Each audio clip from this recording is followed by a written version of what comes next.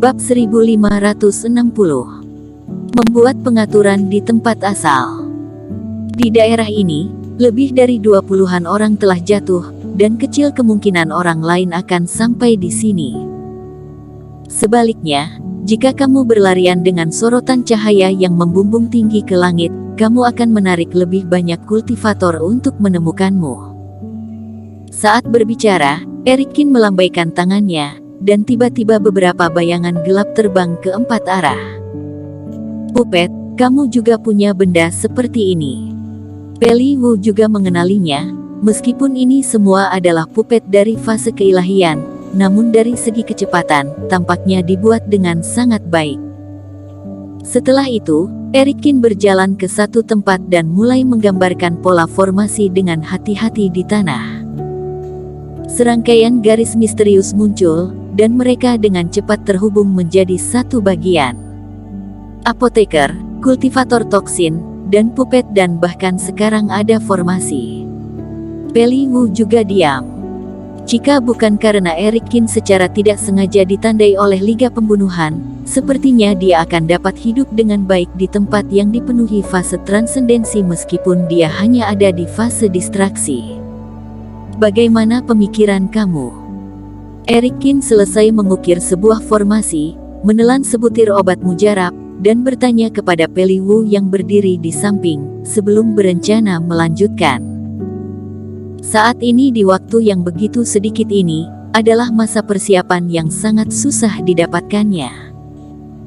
Meskipun tidak tahu seberapa besar medan perang Gunung Iblis, dengan adanya Liga Pembunuhan yang merupakan tujuan yang sangat menyolok ini, kemungkinan seseorang akan segera menemukan diri mereka. Adapun Peli Wu, Erikin tidak memiliki banyak pemikiran, meskipun dia telah menyelamatkannya, itu normal baginya untuk memilih melarikan diri ketika menghadapi hal seperti itu. Tentu saja aku akan membantumu. Apakah kamu ingin aku melarikan diri? Bercanda. Tapi Peli Wu berbicara tanpa ragu setelah selesai mendengarkan.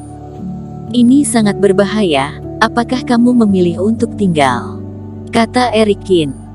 Cih, aku ini bukanlah orang yang tidak setia kawan.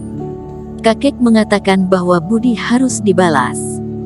Kamu baru saja menyelamatkanku, katakan saja, apakah kamu ingin aku membantumu menjaga musuh di satu arah? Atau bekerja sama denganmu menghadapi musuh? Dihadapkan pada bahaya, Peli Wu sangat ingin mencobanya.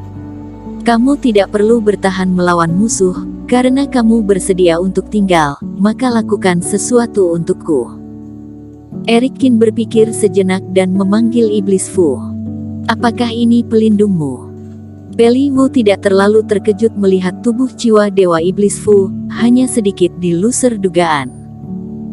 Nanti dia akan memberitahumu kemana harus pergi, kamu hanya perlu mengikutinya.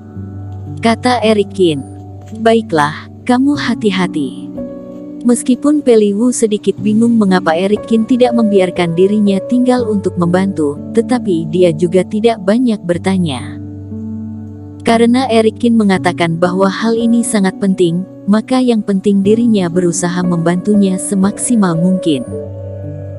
Setelah Peli Wu pergi, Erikin melukis sejumlah besar pola formasi di area ini, hampir menghabiskan setengah dari Reiki, barulah kemudian selesai. Dia tidak tahu situasi seperti apa yang akan dihadapinya, tetapi harus mempunyai persiapan penuh. Untungnya, banyak pil racun yang dimurnikan sebelumnya. Erikin menaikkan formasi kemudian mengerahkan metode kultivator toksin kemana-mana. Setelah melakukan semua ini, Erikin berpikir sejenak, lalu mengeluarkan ratusan pedang abadi dan menancapkannya ke setiap sudut di area ini.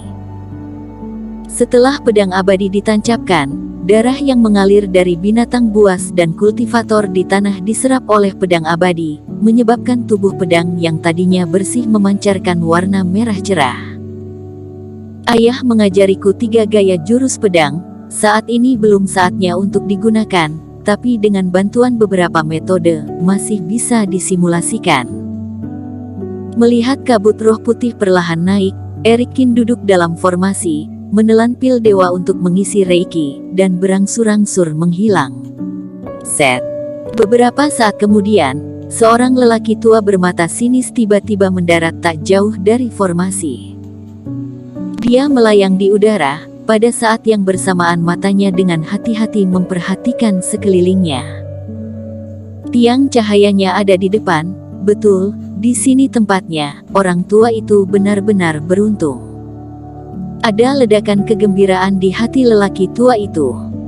Tidak ada tanda-tanda pertarungan, tandanya akulah yang pertama datang, dan orang ini membuat begitu banyak formasi, menandakan dia tidak terlalu percaya pada kemampuannya sendiri. Kalau tidak, orang kuat seperti Blacky Jiang pasti tidak akan bersembunyi. Tampaknya orang ini pasti tak menduganya, berhasil membunuh 1000 makhluk secara tidak sengaja, bahkan mungkin juga karena liga pembunuhannya sudah terlalu lama sehingga bermasalah. Pokoknya, keuntungan pertama dari lapangan pembunuhan ini adalah milikku. Berpikir tentang itu, lelaki tua itu terbang menuju kabut putih. Meskipun dia bersemangat, dia tidak terburu-buru masuk ke dalamnya dengan bodoh. Kedua tangannya membuat rapal, dan tiba-tiba 2 ular piton raksasa hitam muncul dari kehampaan. Kemudian lelaki tua itu mengulurkan tangannya dan menunjuk, dan 2 ular piton raksasa itu pun terbang menuju kabut putih. Pertama-tama cari tahu dulu apa yang ada di dalamnya, barulah kemudian bertarung. Tetapi tepat pada saat ular piton hendak terbang ke kabut putih, satu sosok tiba-tiba terbang keluar dari dalam, menuju lelaki tua itu. Masih berani keluar, cari mati. Mata lelaki tua itu dingin, merasa kultivasi sosok itu tidak tinggi, dia tidak punya waktu untuk memikirkannya lebih lanjut, tangannya langsung menamparkan ke arahnya. Boom! Sosok ini berada di udara, dan terkoyak oleh reiki kuat yang dilepaskan oleh lelaki tua itu. Tetapi pada saat tubuhnya terpisah, tidak ada jejak darah yang terbang keluar. Itu pupet, gawat. Aku tertipu. Air muka lelaki tua itu berubah, langsung mundur pada saat pertama. Namun, pada saat yang sama dia mengeluarkan telapak tangannya, Erikin sudah terbang keluar. Mantra luar angkasa dikeluarkan. Dalam satu langkah langsung sampai ke hadapan lelaki tua, pedang Erikin menyapu. Namun pedang Kingtong tidak memotong leher orang tua itu. Di luar tubuh orang tua itu, terbentuk perisai reiki. Pedang Kingtong mengenainya dan terpental kembali oleh perisai. Hehe, apakah menurutmu aku akan begitu bodoh dan tidak waspada terhadap serangan diam-diam? Orang tua itu memblokir cahaya pedang. Tubuhnya terbang mundur dan menjauh, sambil mencibir melihat Erikin dengan ekspresi mengejek di wajahnya. Kamu yang hanya seorang dengan level fase distraksi, bisa-bisanya mendapatkan segel, sungguh membuatku kaget. Nampaknya medan perang Gunung Iblis memang bermasalah. Tapi sayang kamu tidak akan bisa mempertahankan benda ini, serahkan saja padaku dengan patuh. Benarkah? Kamu terlalu banyak bicara, apa kamu tidak memperhatikan bahwa aku menyerang perisai reikimu hanya karena ingin memecahkannya? Erikin menggelengkan kepalanya ketika dia mendengar kata-kata itu, ekspresi lelaki tua itu berubah. Apa maksud dari ucapan Erikin? Dia tiba-tiba menundukkan kepalanya, tetapi masih mending jika dia tidak melihatnya. Saat dia melihat, mata lelaki tua itu tiba-tiba penuh dengan kepanikan. Entah sejak kapan, tubuhnya ditutupi oleh serangga yang tak terhitung jumlahnya, yang jumlahnya ada ribuan. Lebih baik kamu jangan bergerak, ini adalah Sky Eater, dengan satu perintahku, dia bisa menggigitmu menjadi bubuk. Kamu tidak bisa berbohong padaku, aku lebih baik mati. Ah! Saat lelaki tua itu akan melakukan sesuatu, para Sky Eater ini segera mulai menggigit dan menembus ke dalam tubuhnya dalam sekejap mata. Orang tua itu tidak tahan lalu menjerit, jatuh dari udara dan terhempas ke tanah. Mau mati atau hidup, kata Erikin ringan. Aku tidak punya waktu untuk disia-siakan denganmu, Aku hanya memberimu waktu 3 kali tarikan napas. Jangan bunuh aku bersedia menyerahkan jiwa hidupku.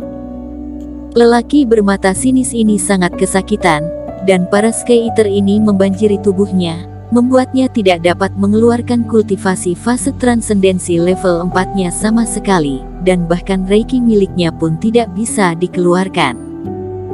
Eric Kin mencibir, meraih lelaki tua itu dan melemparkannya langsung ke tengah kabut putih. Di saat ini orang tua ini masih ingin membohongi dirinya.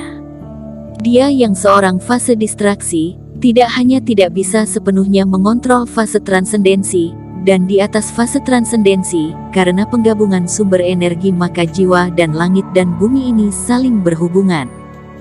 Bersambung.